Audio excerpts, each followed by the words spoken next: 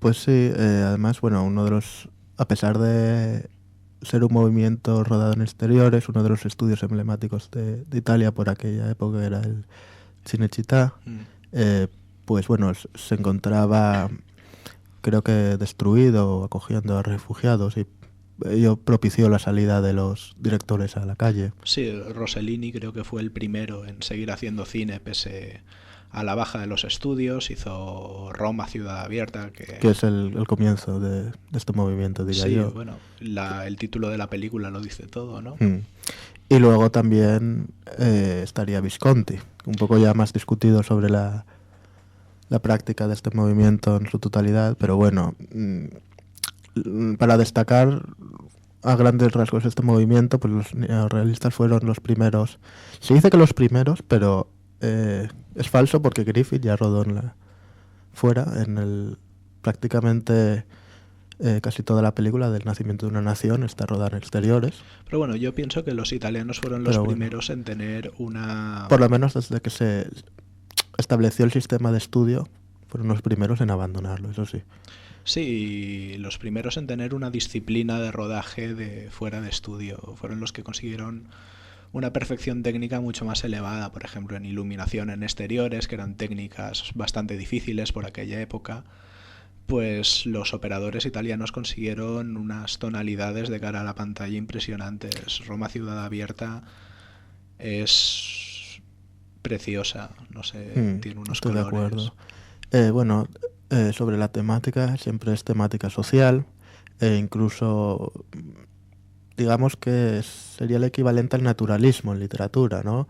Enfoca los estratos sociales más bajos, ambientes sórdidos, que bueno, el ambiente sórdido está más garantizado, aunque no precisamente en un estrato bajo, pero bueno. Bueno, algunas películas consideradas neorrealistas, como por ejemplo El gato pardo, también hablan de la relación entre las sociedades, digamos, nobles o burguesas con el pueblo llano. O sea, era también un cine muy de crítica social, se mojaba bastante, podríamos hablar incluso de un cine político.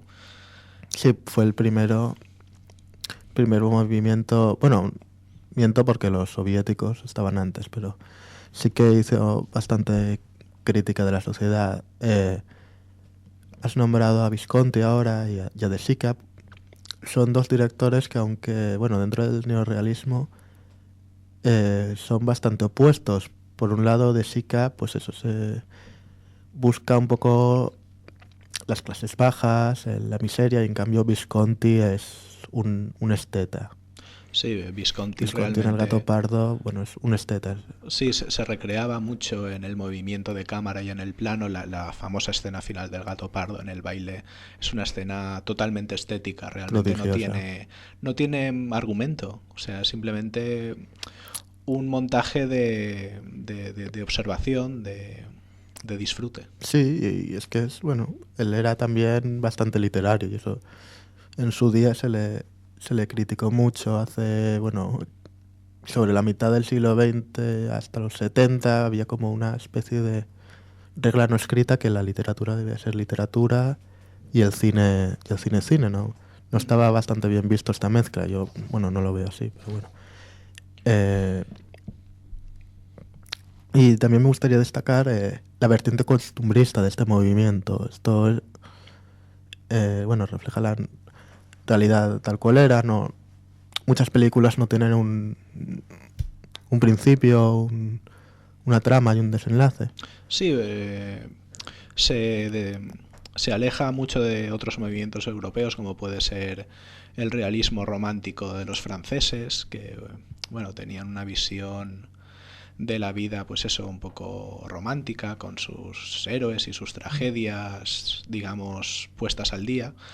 Y sí, exactamente, retratan la realidad tal como ellos la veían, siendo lo más sinceros que podían. Incluso con técnicas un poco más cercanas al documental de lo que se solía hacer en aquellos tiempos. Esas cámaras que, bueno, intentan acercarnos lo más posible sin florituras, por norma general. Ya hemos hablado de Visconti, pero bueno, aquí la cámara es bastante directa.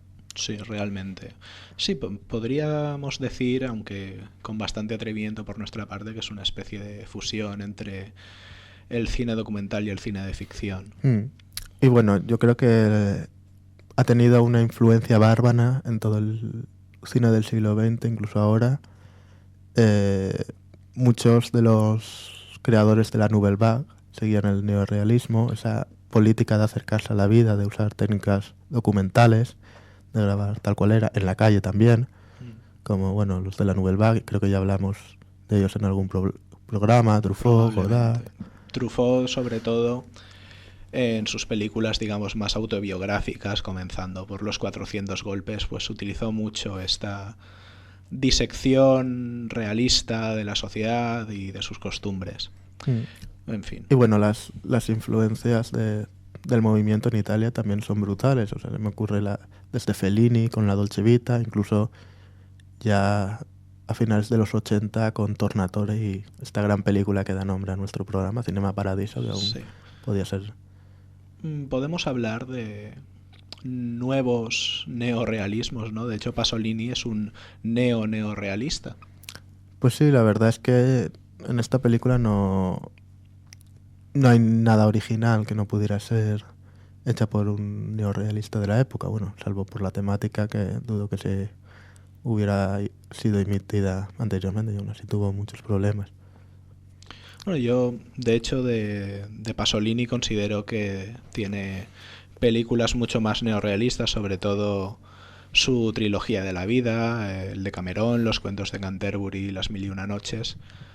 Quizá esta última no tanto, pero sin duda las dos primeras son un claro ejemplo de ejercicio neorrealista. Los 120 días de Sodoma, no sé, la veo un poco más alejada del movimiento, aún así tiene sus influencias, pero bueno, esto ya es más discutible. Bueno, pues es que no estoy de acuerdo en la trilogía de la vida que has dicho tú, esa temática exótica, un poco de evasión, eso estaría bastante reñido con lo que es la tesis neorrealista, y sin embargo aquí el Salón, la forma de centrar los acontecimientos como un costumbrismo del horror, esa sucesión de escenas, sí que la encuentro bastante neorrealista. Y la estructura, bueno, una sucesión de escenas que da como una sensación de normalidad, ¿no? De progresiones de acontecimientos sostenidas en el tiempo. La vemos, por ejemplo, también en La Dolce Vita o en Amacor de Fellini. Ciertamente. El montaje son estructuras parecidas, pero bueno, yo creo que en cuanto a temática, ya simplemente por el argumento, Saló se aleja bastante de lo que era el espíritu neorrealista. Pero bueno, dejamos ahí el tema y si eso vamos a introducir un poco lo que fue la vida y obra de Pier Paolo Pasolini, que fue un artista total. Pues así es, nunca mejor definido. Pues eso, Pasolini nació en 1922 en Bolonia y murió en noviembre del 75 debido a esta película que ahora comentaremos. Y bueno, él además de director de cine, él ya empezó en el cine un poco tardíamente, fue escritor y un gran poeta, el poeta de la semana. Sí, un poeta. El poema de la semana suyo. Un poeta que de hecho empezó muy pronto, ya de niño, y vio su primer trabajo publicado creo que a los 14 años. O así. A los 19. Me voy bastante, pero bueno, empezó pronto realmente. Y bueno, vamos a destacar algunos títulos de su filmografía. En el 61, por ejemplo, Acatone. En el 62, Mamma Roma. En el 64, una de las películas, bueno, más polémicas, no por el contenido, sino por todo lo que ha venido detrás, que es el Evangelio según San Mateo. Una película curiosa, porque pese a su visión marxista de la vida de Jesucristo, ha sido catalogada por la propia Iglesia Católica como una de las mejores películas sobre la temática. En fin, no sabemos si los expertos en cine de la Iglesia estaban muy al tanto de lo que estaban viendo. Bueno, Pasolini se confesó ateo, ciertamente, y creo que la Iglesia al principio la llegó a prohibir o puso bastantes pegas. Yo la ha aceptado y la alaba, ¿no? Bueno, Pasolini realmente yo lo veo como una figura muy desencantada. O sea, criticó tanto a la Iglesia como a los pensadores socialistas, pues precisamente por ese desencanto de considerarlos a los dos un opio para el pueblo.